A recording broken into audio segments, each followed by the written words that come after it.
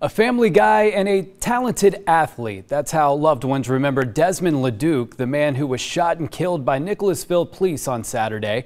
And now they're speaking on camera for the first time. It comes after the department released a statement earlier today, a statement the family says is false. They also say more training is needed for officers who respond to mental health situations. Erica Bivens sits down with Laduke's family in this ABC 36 News exclusive.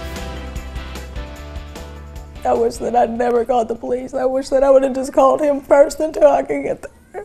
A call for help, something Melissa Marks will never forget last Saturday after Desmond Laduke's girlfriend called her, saying he had a gun and was threatening to commit suicide. I was like, I'm almost an hour away. I'm in Richmond right now. I'm leaving right now. I was like, but I'm on my way. It's a call she never would have made if she was here.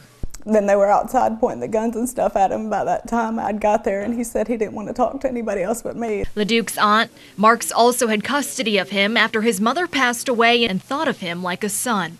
But that Saturday afternoon, Nicholasville police responded to Green Street shortly after Laduke's brother. When I first got there, the officer said they seen Desmond through the windows.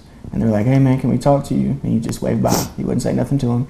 Just waved by and walked away. Family members say they weren't allowed to go inside the home to talk to the 22-year-old who was alone. Instead, they communicated by phone with negotiators. He was getting agitated on the phone and he'd hang up. And the negotiator was like, oh, it's okay. We go through this for 3 days at a time. We'll stay out here as long as we need to. And as soon as I got up and the negotiator walked to the back, they shot him. Nicholasville police issuing a statement that says when officers arrived, the department, quote, immediately activated its special response team and crisis negotiation team, which consists of 2 negotiators who have been specially trained in working with individuals experiencing mental health issues. The statement goes on to say officers were confronted by an armed individual.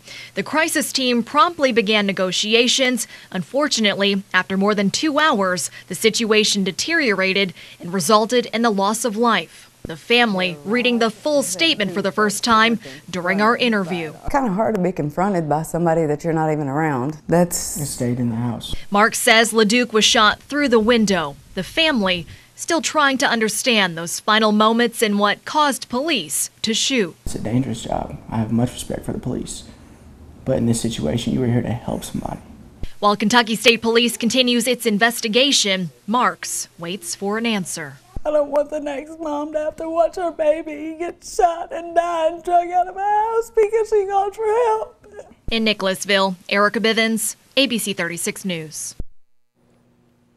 Well, funeral arrangements for Desmond Laduke will take place on Saturday. Visitation is at Oldham, Roberts, and Powell Funeral Home in Richmond from 11 a.m. until noon, with a funeral service to follow. The family says anyone who knew Laduke is invited to pay their respects.